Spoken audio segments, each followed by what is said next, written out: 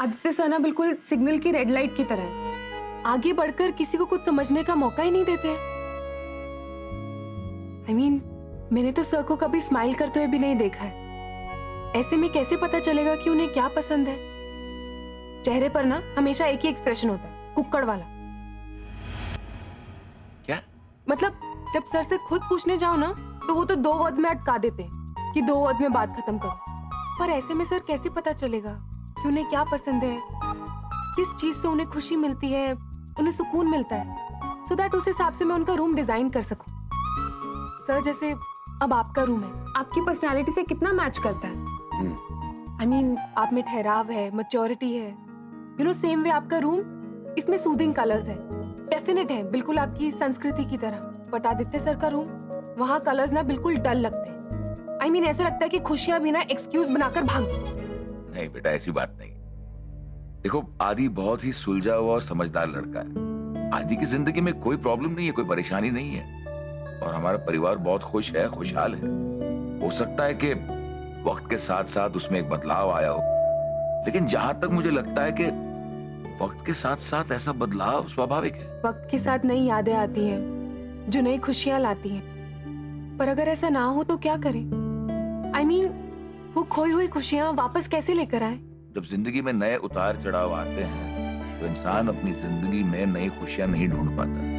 और अगर आप किसी के चेहरे की मुस्कान वापस लाना चाहते हो तो उसके बीते हुए कल के वो लम्हे उसके सामने दिखाओ, वो हिस्से दिखाओ जिससे उसके चेहरे पर खुशी वापस आ जाए। सब बीते हुए पल, सब मुझे ऐसा कुछ भी मिल सकता है, यू नो, जिससे आदित्य सर की पुरानी यादें मैं देख सकूं? एनीथिंग? ऑफ कोर्स, चंगू से बात करके स्टोर रूम खुलवाओ और बहुत सारे पुराने फोटोग्राफ्स। हो सकता है वहां तुम्हें वो मिल जाए जो तुम चाहती हो। That's a great idea, sir. In fact, that's the best. Thank you. And मेरी मामा ना बिल्कुल ठीक कहती है, अगर आपकी ट्रेन रुकी हुई हो ना तो बड़े ही उसको फुल स्पीड में चला सकते हैं। Thank you again. ठीक है बेटा। मैं बोलूंगी। नहीं, मैं बोलूंगी। नहीं, मैं बोलूंगी। Oh my God, princesses, quiet. Mummy ने आपको क्या बताया है कि गर्ल्स को ग्रेसफुली बात करनी चाहिए, राइट? चलो एक एक करके मुझे बताओ, क्या कहना चाहते हो दोनों? मेरी ध्यान में टोपर की मम्मा बहुत अच्छी मूवी दिखाते लाई, वो बियर वाली। मम्मा, हमने भी बहुत दिन से कोई मूवी नहीं देखी, आज चलो ना प्लीज। मूवी? चलो। ना डस्टी है यहाँ। आई डोंट अंडरस्टैंड, लोग स्टोर रूम को अनहाइजीनिक रूम क्यों बना देते हैं? I mean, यहाँ वो सामान रखना होता है जिसकी जरूरत नहीं है, उसे आराम से अच्छे से किसी जगह पे रखो। बट नो, ऐसा लगता है जैसे कॉकरोच और छिपकली और चींटियां एंड व्हाट नॉट के खाने के लिए रखा है।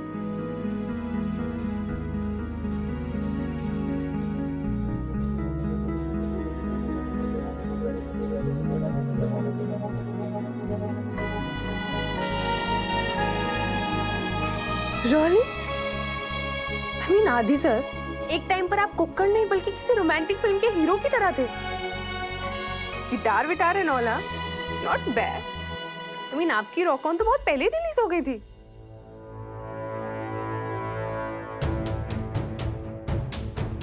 आज जिन आंखों में इतना सूनापन है, एक टाइम पर कितनी चमक होती थी।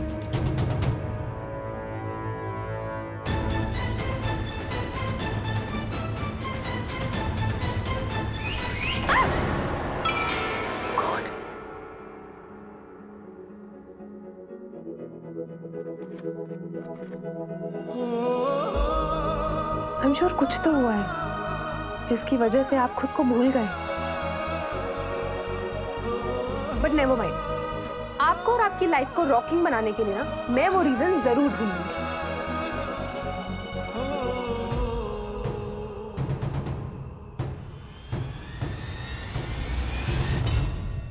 ओके, अब मम्मी को बताओ कि आपको यहाँ से पूरा हॉल क्लियरली दिखाई दे रहा है? वेरी गुड, क्योंकि ये प्रीमियम सीट्स है मूवी देखने के लिए।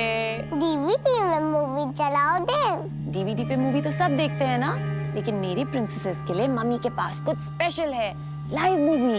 लाइव मूवी हमने पहले कभी नहीं देखी है ना चिन्नी दीदी। हाँ वेट ओके, अब मम्मी आपके लिए कुछ सरप्राइज लेके आ रही है। ओके। पता नहीं क्या होएगा सरप्राइज। ओ वाह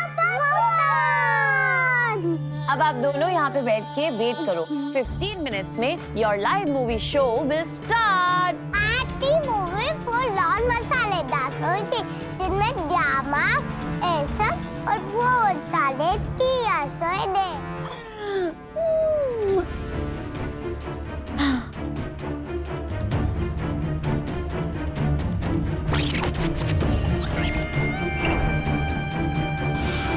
माँ ने हमें ऐसी बिन्नी दी है जिसके लिए आपका सम्मान सबसे ऊपर।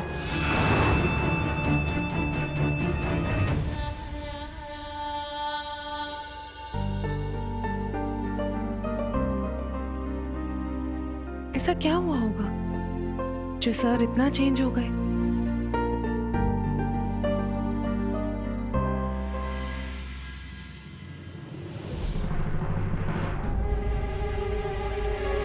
ओह गॉड, आदि सर।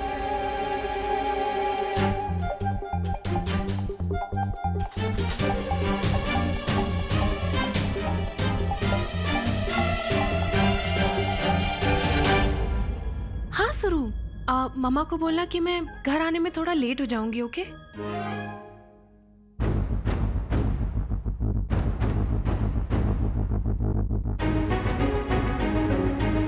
Yes sir. कंपनी के रूल्स जानती हैं ना आप? No personal calls.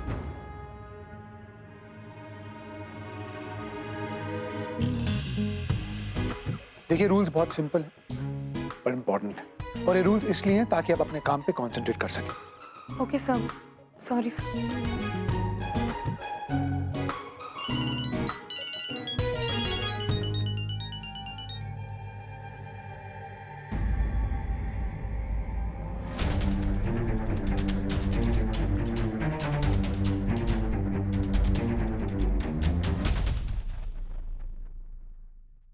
हेलो, क्या है सुरू? ऑफिस में हूँ, काम कर रही हूँ। No personal calls, okay? चल बाय।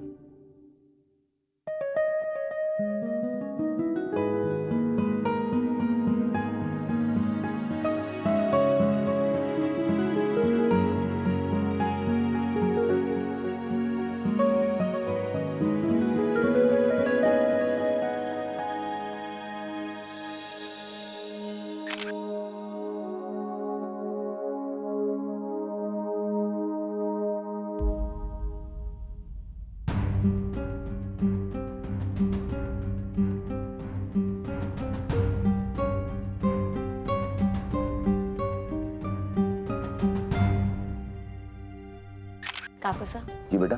बाबा साहब ही आ गए हैं तो पगड़ी पहनाने की रस्म शुरू करें। ठीक है।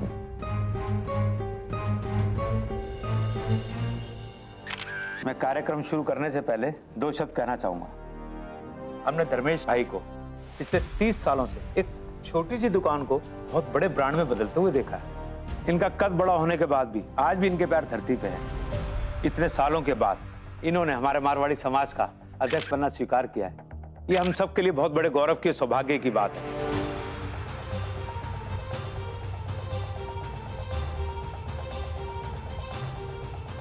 निशा बिना मकसद के कोई काम नहीं करती।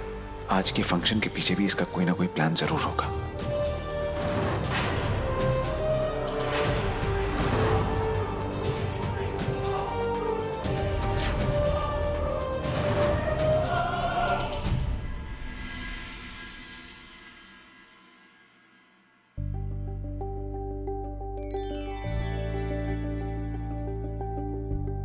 आप लोगों ने आज जो मुझे आदर सम्मान दिया है उसके लिए मैं आप सब सबका आभारी।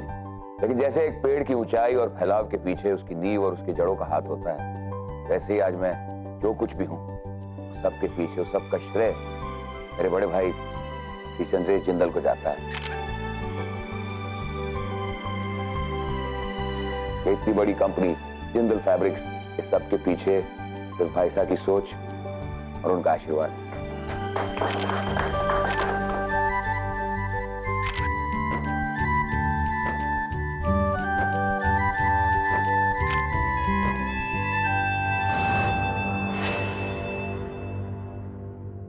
बाबा, महाराष्ट्र मारवाड़ी समाज वाले काकूसा को सम्मानित कर रहे हैं, अध्यक्ष बना रहे हैं उन्हें।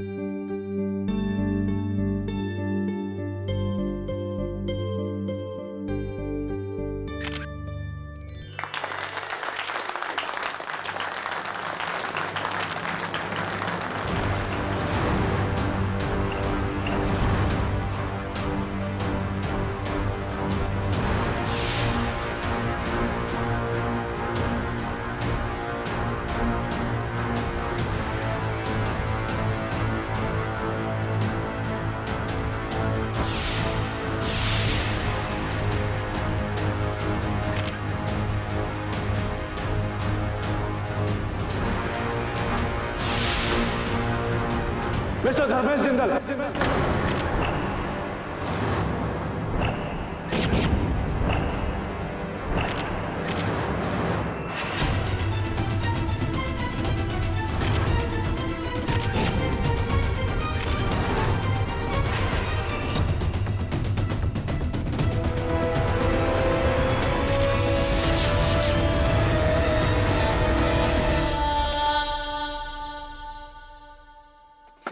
चलो, प्रिंट आउट्स तो हो गए।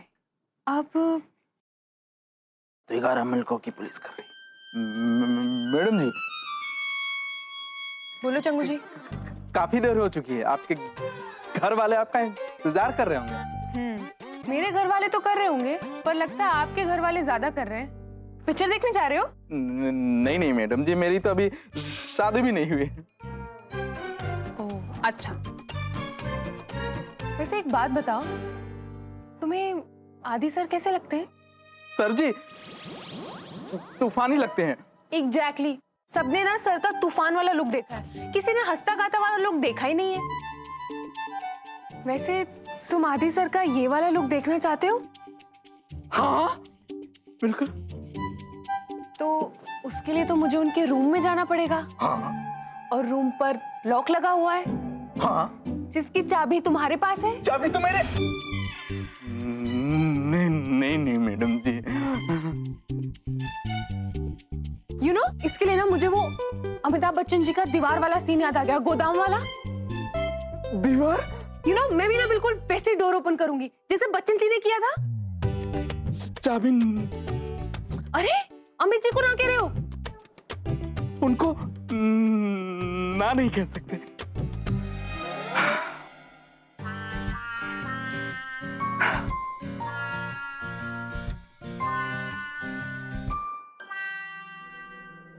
I'm sorry सर, आज लिमिट क्रॉस कर रहे हैं। और आपकी लिमिटेशंस को तोड़ने के लिए, आपको एक बार फिर से अपनी पुरानी यादों से मिलाने के लिए, आपकी स्माइल वापस लाने के लिए, आई थिंक ये बहुत इंपॉर्टेंट है। बैठिए।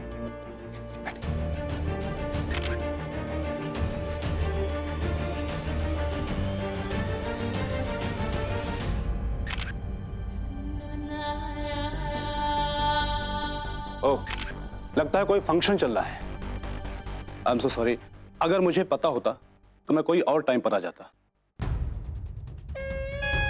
एक्चुअली पिछले दिनों इन पर चल रहे केस से रिलेटेड पेपर्स पर धर्मेश जिंदल जी के साइन चाहिए थे।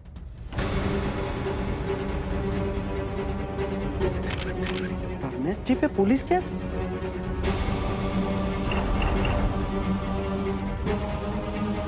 सर, आप किस केस में इन्हें अरेस्ट करने आए हैं? Excuse me.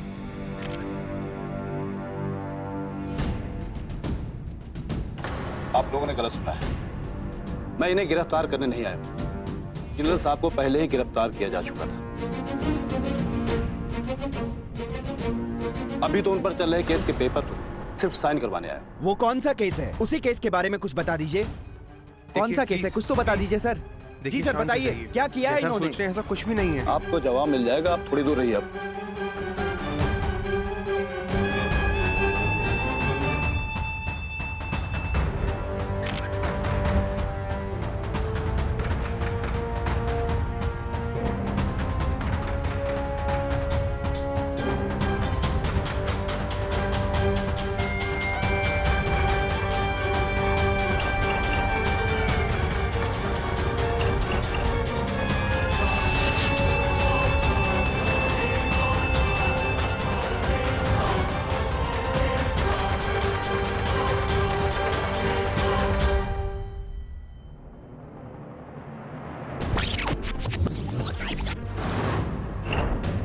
ये महाराष्ट्र मारवाड़ी समाज की तरफ से मुंबई के सबसे रिस्पेक्टेड मारवाड़ी इंडस्ट्रियलिस्ट को उनकी तरफ से अध्यक्ष बनाने का ऑनररी सिंबल है।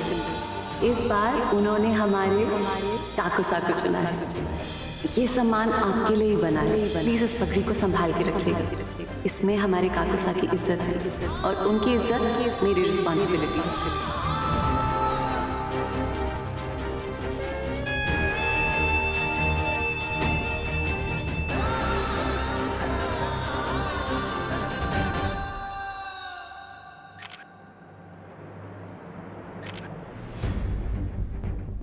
Thank you sir. अब मैं आपको परेशान नहीं करूंगा। एक्चुअली ऐसे केसेस में कुछ ना कुछ पेपर्स पेंडिंग रह जाते हैं और गवर्नमेंट के काफी स्ट्रिक्ट रूल्स हो गए हैं। अच्छी बात तो यह है कि आप पर लगाए गए सारे डोमेस्टिक वायलेंस केस के चार्जेस वापस ले लिए गए।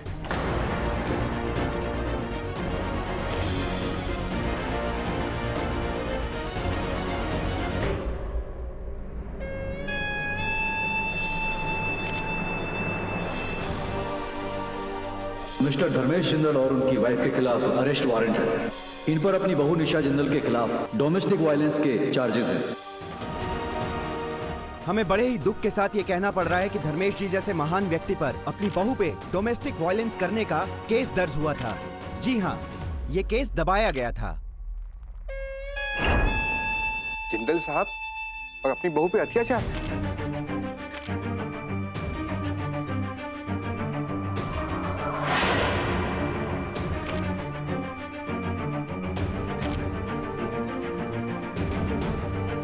प्लीज प्लीज प्लीज, ये सिर्फ एक मिसअंडरस्टैंडिंग है और कुछ नहीं। वैसे भी आज बहुत खास दिन है, ये बातें हम किसी और दिन कर सकते हैं। काकुस आइए, हम सेरेमनी शुरू करते हैं। कम। ये बात इतनी छोटी ना होवे कि 1-2 मिनट में भूल देवे। जिंदल साहब पे डोमेस्टिक वायलेंस का केस है। आप तो काकुसा को सालों से जानते हैं, वो कभी भी कुछ ऐसा नहीं करेंगे जिसकी वजह से उन्हें किसी को भी कोई जवाब देना पड़े।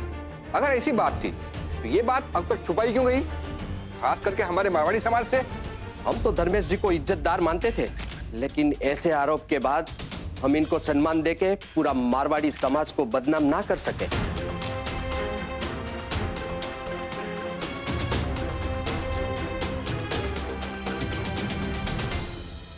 आपने हमारे मारवाड़ी समाज की प्रतिष्ठा को ठेस पहुंचाई है। आप इस पगड़ी और सम्मान के बिल्कुल हकदार नहीं है।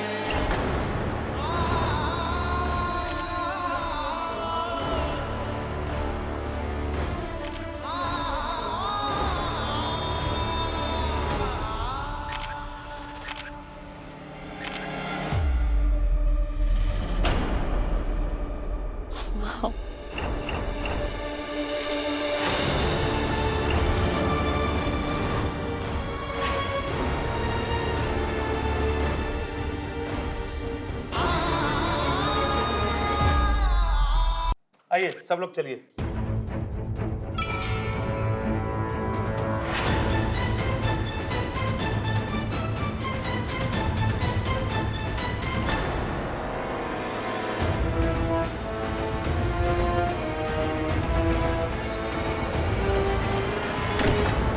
बात यहाँ खत्म नहीं हुई।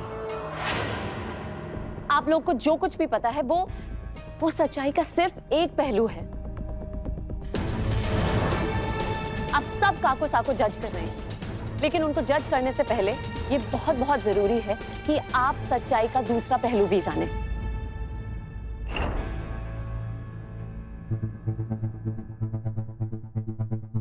ये बात सच है कि काकीमा काकुसा को पुलिस अरेस्ट करके लेके गई थी। ये बात भी सच है कि उन पे डोमेस्टिक वायलेंस का केस लगाया गया था, लेकिन इसमें उनकी कोई गलती नहीं है।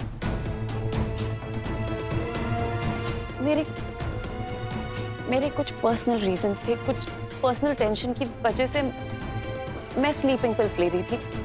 ओवरडोज हो जाने की वजह से पुलिस को ये लगा कि मेरे इन-लॉज मेरे साथ मेंटल टॉर्चर करते हैं और उन्होंने डोमेस्टिक वायलेंस का केस बना लिया। पर इस पूरी बात में अगर मैं किसी से अपसेट हूं, अगर मेरी किसी से नाराजगी है, तो वो मेरे पेरेंट्स हैं। आज आपकी वजह से हमारे घर में पुलिस आई है। काकीमा काकुसा जेल गए आपकी वजह से। मुझे शर्म आ रही है कि मेरे पेरेंट्स की वजह से आप जानते हैं काकीमा काकुसा मुझसे कितना प्यार करते हैं। उन्होंने बस मुझे अपनी बेटी की तरह समझा है। आपने सोच भी कैसे लिया कि वो मैं तुम्हारी फैमिली के बारे में बिल्कुल परवाह नहीं करती। मैं उनसे नफरत करती हूँ। I hate them. मुझे माफ कर दीजिए, क्योंकि जो आज मैं करने जा रही हूँ वो शायद ही कोई बेटी अपने माँ बाप के साथ करेगी। आज से आपका और मेरा रिश्ता खत्म। नहीं नहीं ठाकुर साहब, प्लीज मुझे नहीं रोक सकते आज। मैं आपकी कोई भी बात मान सकती हूँ, लेकिन प्लीज मैं ये बात नहीं मान सकती। I am sorry. मैंने माफ कर दो समधी जी। आपको माफी चाहिए? ठीक है।